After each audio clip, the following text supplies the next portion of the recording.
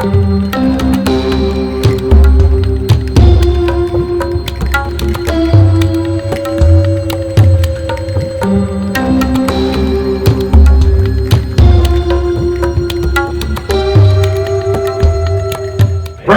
is the love of your life. You're going to hate me after all this.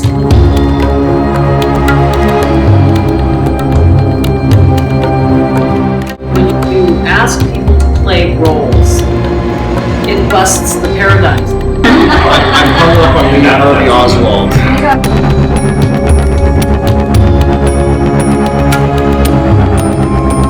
Other people who are advocates for a team. I think it would be a path to some healing. We'll do a quick round of introductions. I'm Betsy Pecto, and I am one of the co-founders of Three Beautiful Hearts. I am Nikki Collins, and I'm getting my master's at CSU. Hi, my name is Joella, and I work with the Alliance for Suicide Prevention, specifically in youth programming. Hello, I'm Kimberly Pratt, and I'm the program director at the Alliance for Suicide Prevention.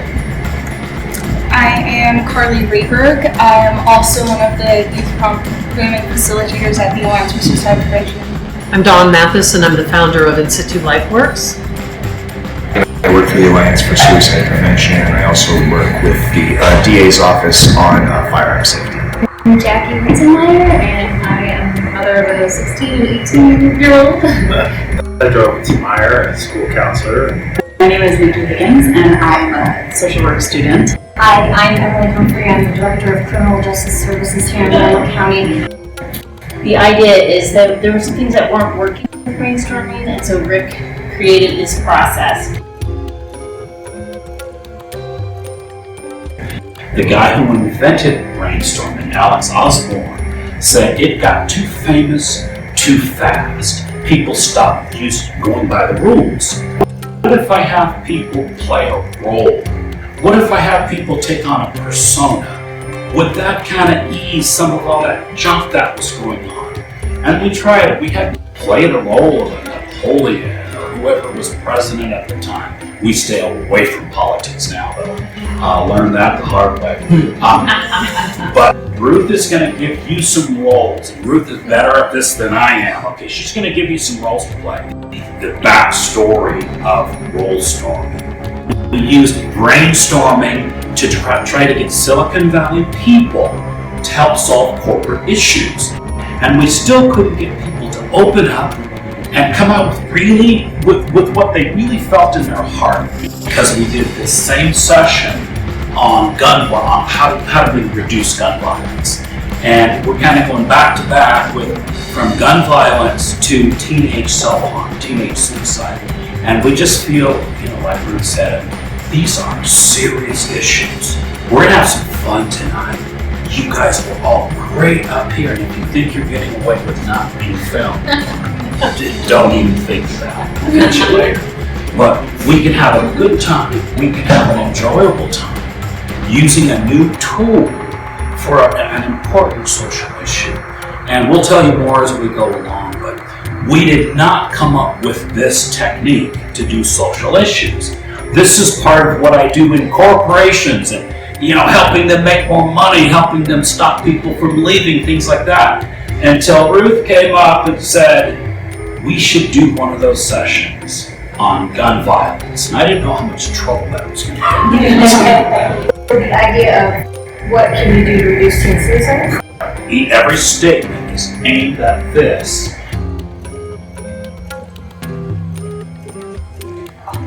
And let's have Joella. Come on up. So Joella's going to start on one side, and she's going to pass through this threshold. It's called a boundary effect, or the doorway effect. So she's going to go through that door, and her brain gets washed clean of whatever was on one side of the doorway. So we know. But if they were looking at this topic and spouting something out that would help us with this topic, from their perspective, what would they say? Creating opportunities for love and connection. I would say time and respect. I think that this population craves agency. deep, genuine connections. Fighting for what we believe. Reaching enlightenment or transcendence. Discipline. Being unbiased. Okay. Acceptance. Rise up. And what I'd like you to do as we move from the singing into the next role, again, was designed to stretch your mind in a completely different direction. And this next persona is the persona of a sinner. So this is someone, either a fictional or non-fictional character in history or present time that has been known for their dark side. That it makes our brain just go crazy. And Marshall describing it makes it go even more crazy, you know? And that's good for idea generation.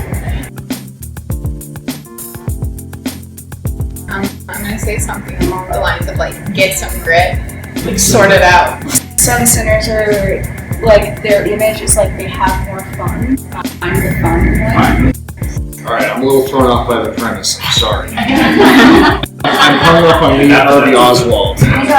I think Al Capone sees despondent youth as a business opportunity, and I think that Darth Vader would encourage them to seize their truth. And I think these villains would just encourage the people to find their truth and express themselves. Okay.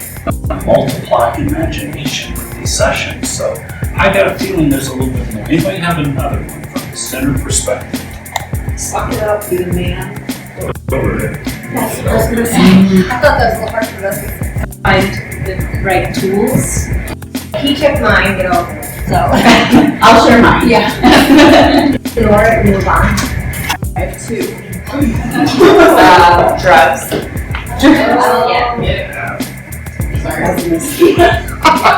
And a winner is someone either fictional or non-fictional, historical perhaps, that is known for achieving their goals.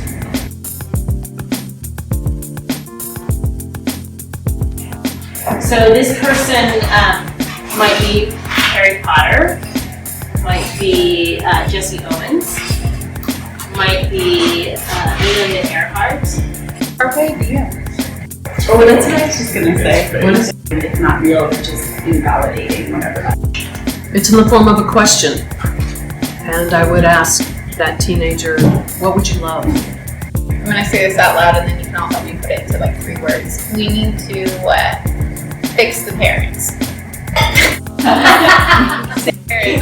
Support is maybe the word I was looking for, not fix. Support the caregivers. And it's how do we allow that teen or that young adult to see the problems in the family. I'll just see family clearer. How's that? How do we fix the family? How do we create less dysfunction? I say ask the team. Choosing empowerment. Just ask. Just ask. As of a winner, as laid out here, I think they're being 100% honest. Yeah. Their advice is going to be you should have been born with a trust fund.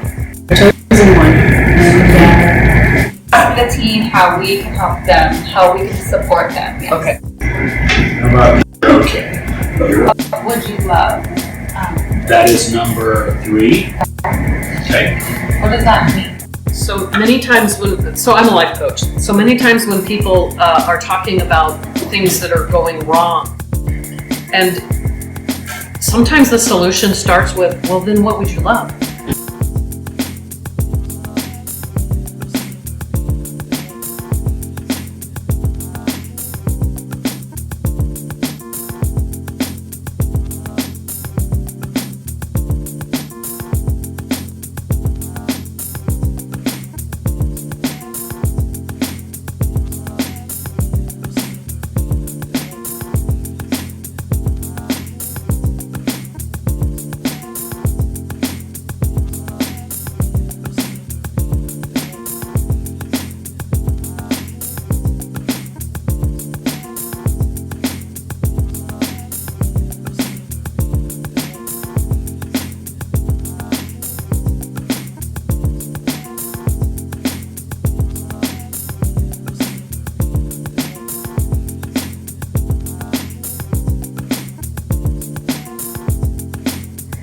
let's give them both the number 25. Or with friends that are in crisis.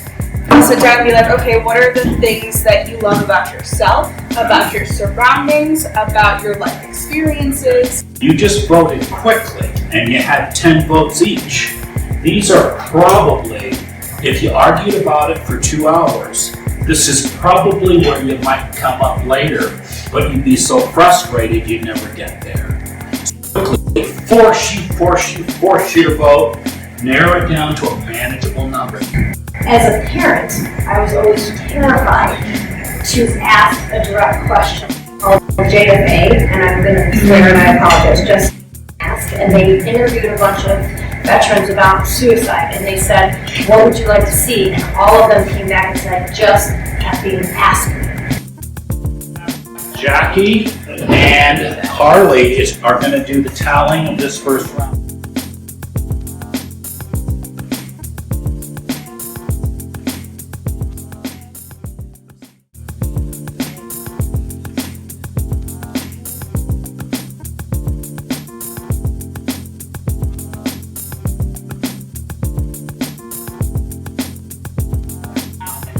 Deep, genuine connections. It's been a Number- long day. Number 25. DGC. Yes. JFA. Because if anything that we focus on in said training is having a support system in a community and connections. Thank you. They all say, my parents suck at listening. They suck at supporting me. They suck at this. It's not malicious. They're just not good at it. And if there's a way to strengthen the family or support caregivers so that they can support kids, like we can help kids all day long, but if they don't have anybody to turn to at the end of the day, it doesn't matter. To talk and discuss all the outer items, you never get done, and that's where people get frustrated, give up, and leave the room. They leave your organization. Now, we open the doors. You can lobby. You can talk about the ones you think are the ideal items. And we're building consensus going inward. So it gets faster and faster. We're going to vote. The second vote is coming up in just a few minutes. All the way down from the 47 down to 6, down to 3 or 4, down to the light bulb. We want to come out of here with one light bulb winner. And if it's tied, whoever's tallying that vote, if it's tied, we just draw a line through. We'll have to talliers each time. Number 19. If somebody is afraid to even reach out and get the help, then we cannot use the tools that we have to help them. And I know that stigma is a huge barrier for military veterans. I know it's a huge barrier to trauma-informed care. Thank you. Okay. Yeah, that's the most important. Sorry, where are you?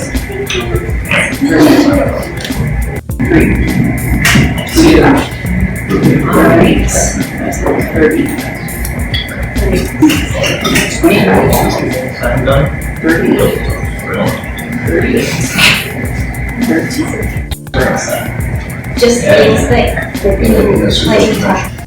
Deep Genuine Connections has moved to the next round. Number 38, ask the team how to support them. Number 39, just ask. And 13 is there, how to see family dynamics clear. Okay, so we have 4 items. A lot of people feel just stop there. They're all good.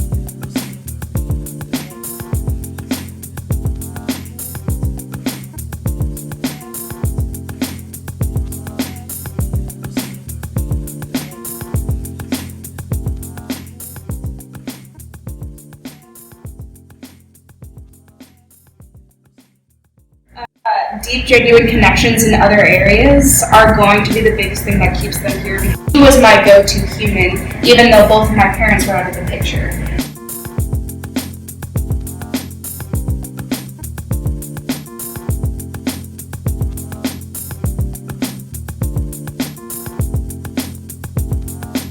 The center part for me was really interesting because I was like, oh, you want to hear all the terrible things that people really think of suicide? I mean, we can name those for you. But then there was like some of them that came out that I was like, oh, okay. So that was an interesting experience. A lot of what you're doing with like working people is what I studied in college. Yeah. In the way people interacted in the room, in a way that was much more constructive than I've ever seen. If you have like-minded people enough on a topic that matters to them,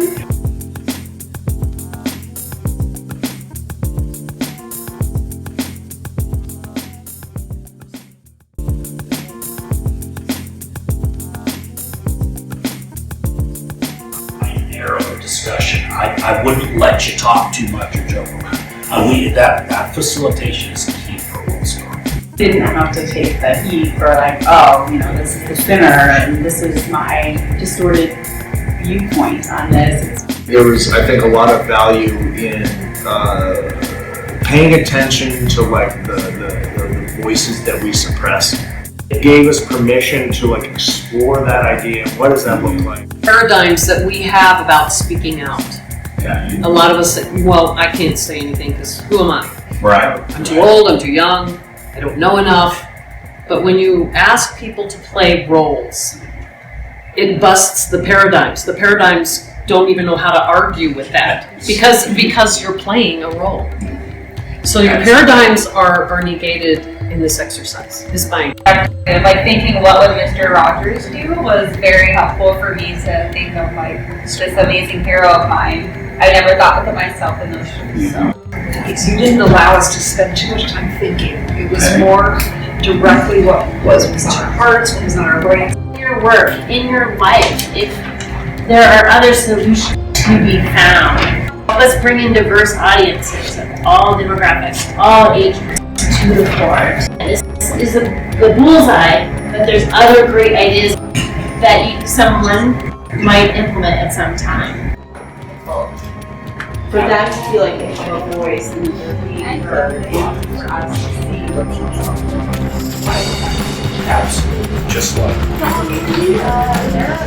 I still am, but I found out like hosting business and I'm certified. I'll take care of it.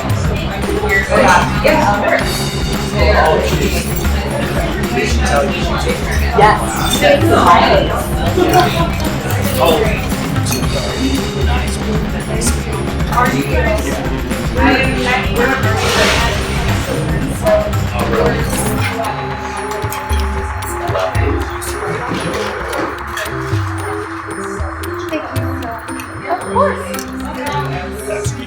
Nice to meet you. Oh,